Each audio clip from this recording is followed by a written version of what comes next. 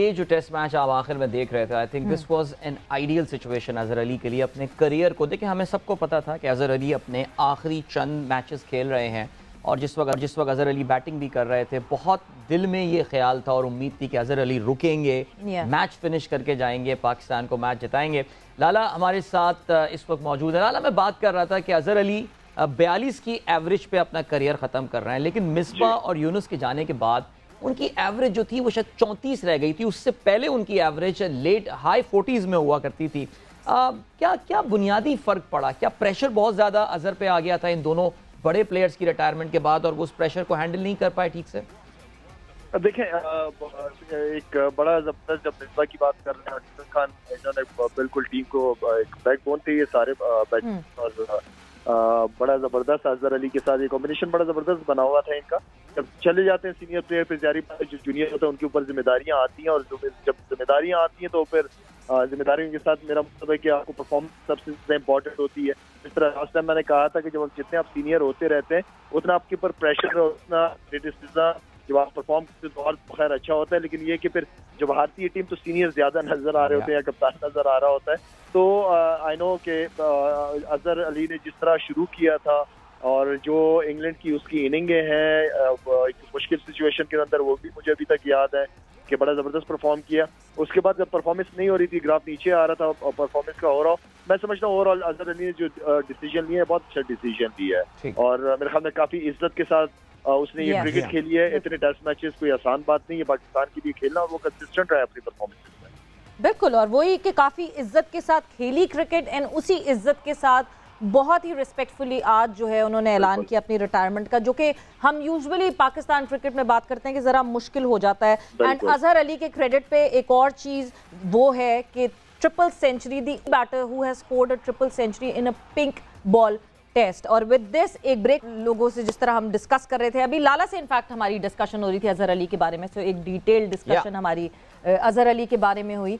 But अब जब हम बात करें फर्दर ऑन, क्योंकि टेस्ट कल से शुरू हो रहा है, so Lala Pakistan versus England the third test, Karachi test, बहुत सारी हमने डिसअपॉइंटमेंट से बचना है, बहुत सारी एम्बैरसमेंट से बचना है। इस टेस्ट को बचाना बहुत ज़रूरी है क्योंकि आज तक पाकिस्तान की सरजमीन पर क्लीन स्वीप नहीं किया है किसी टीम ने पाकिस्तान को, तो मुश्किलात हैं बड़ी।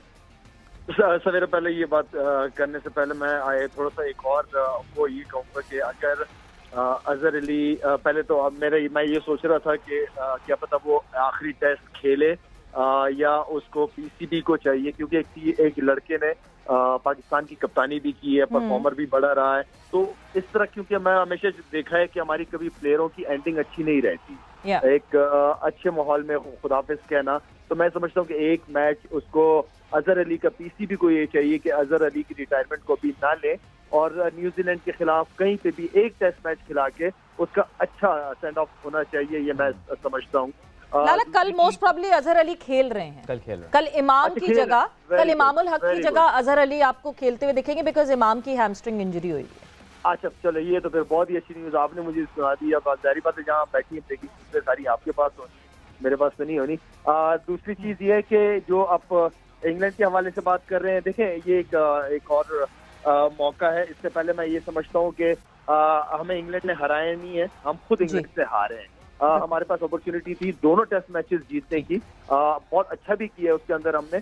अब वो जो गलतियां, जो फिनिशिंग, जो बड़ा फर्क है पाकिस्तान और इंग्लैंड की टीम में, वो फर्क ही यही है कि फिनिश हम कर नहीं पा रहे अच्छी तरीके से। वो फिनिशिंग अगर हमें सीख ली या हम उसको गेम को खत्म करना आ जाए हमें, तो हम भी कहीं जाके कहीं पे कोई भी फॉर्मेट की क्रिकेट हम जीत सकते हैं।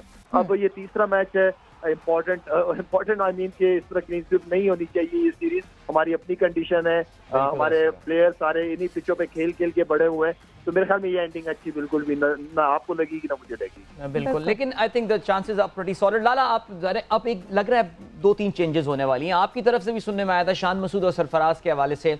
शान मसूद तो चले आगा सलमान की जगह टीम में आ जाते हैं, सरफराज की जहां आप बात कर रहे हैं, तो आप समझ रहे हैं कि रिजवान को ब्रेक देना चाहिए, रन नहीं हो रहा, रुक जाओ यार, किसी और को मौका दो, अपना होम ग्राउंड भी है सरफराज का। आदिल बात परफॉर्मेंस की नहीं है, बात यार एक तो सीरीज के अंदर कुछ रहा नहीं, दूसरा ये कि रिजवान को रेस्ट चाहिए, वो कंटिन्यू क्रिकेट खेले जा रहे हैं ये लोग यार। आपको इनको रेस्ट देना पड़ेगा। अगर इनको आगे लेके चलना, आगे वर्ल्ड कप भी आ रहा है तो इनको रेस्ट देके खिलाएं। आप दूसरों को भी मौका दें। ये किसी एक दो की टीम है नहीं कि वही खेलते रहेंगे।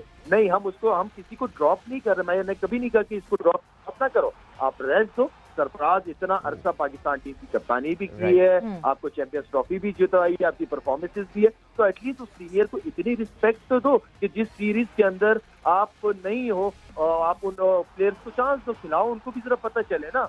बिल्कुल, और उनका भी तो पता चलना चाहिए। और लाला, जब पिछले मेरे ख्याल से 1 साल से हम इस बात पे मुसलसल कह रहे थे कि वर्कलोड मैनेज करना है, वर्कलोड मैनेज करना है, तो उस वक्त हमें आगे से जवाब ये मिलता था कि लड़के कितना क्रिकेट खेल रहे हैं। मगर अब बाबर आजम ने खुद, ये दूसरी दफ़ा है जो बाबर आजम ने प्रेस कॉन्फ्रेंस में बात की कि हमें वर्कलोड मैनेज करना पड़ेगा, हमें देखभाल के अपने प्लेयर्स को इस्तेमाल करना पड़ेगा, स्पेशली जो 3 फॉर्मेट खेल रहे हैं। सो क्या ये भी एक इंडिकेशन लगती है इस बात की? 2 के अभी तक हो रहा है रोटेट सरफराज अहमद का नाम। सरफराज ने प्रैक्टिस भी बहुत की है, आपको कल भी नेट्स पे वो प्रैक्टिस करते दिखे, आज भी, मगर कंफर्मेशन नहीं आई है अभी तक। कल ही पता चलेगा कि वो मैदान पे जब दिखेंगे। आप देखिए, अगर ये डिसीजन अगर मैनेजमेंट ने लिया कि रिजवान को रेस्ट करा दिया तो फिर तो बहुत अच्छा है। अगर ये डिसीजन नहीं लिया तो आई मीन मैं क्या बताऊं आपको कि इस तरह चीजों को लेके चलना आगे के लिए ठीक नहीं है। Selection committee, team head coach और कप्तान, इनके अपने प्लान्स होने चाहिए, डिस्कशन होनी चाहिए, प्लेयर्स के ऊपर नहीं छोड़ना चाहिए। और आई मीन कि उनकी प्लेयर्स की बेहतरी के लिए और टीम की बेहतरी के लिए डिसीजन लिया जाता है। उसमें किसी को भी खिला सकते हैं, किसी को भी रेस्ट करा सकते हैं।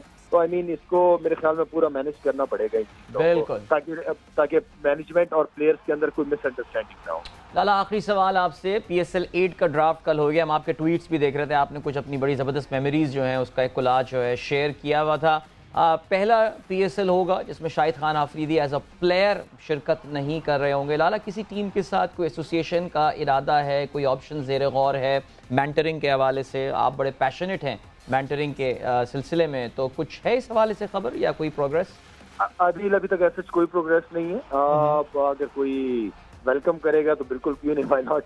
इसलिए कि सारे अच्छा लगता है टीम के साथ होना, अपने हीरोज को देखना और उनके साथ अपने एक्सपीरियंसेस शेयर करना, ड्रेसिंग रूम शेयर करना, अच्छा लगता है, मजा आता है। और हम सीनियर्स का रोल भी यही है कि अपने यंगस्टर्स को जितना सपोर्ट कर सके, जितना उनके साथ अपने एक्सपीरियंसेस शेयर कर सके, अच्छी बात है। अगर नहीं भी है तो कोई बड़ी बात नहीं है, और आप उनके बारे में अच्छा पॉजिटिव बोलेंगे। बिल्कुल लाला, एक चीज जो कि कल जब ड्राफ्ट हुआ तो ड्राफ्ट में वो कहते हैं ना कहीं कोई ना कोई थोड़ी बहुत तो बदमजगी होती है, और वो बदमजगी ये हुई कि जावेद आफरीदी हिस्सा नहीं बने ड्राफ्ट का। वो इस वजह से क्योंकि रमीश राजा ने एक स्टेटमेंट दी थी जहां पे पेशावर को रेड फ्लैग एरिया कहा गया था कि वहां मुश्किल है कि हम मैचेस करवा सकें PSL के।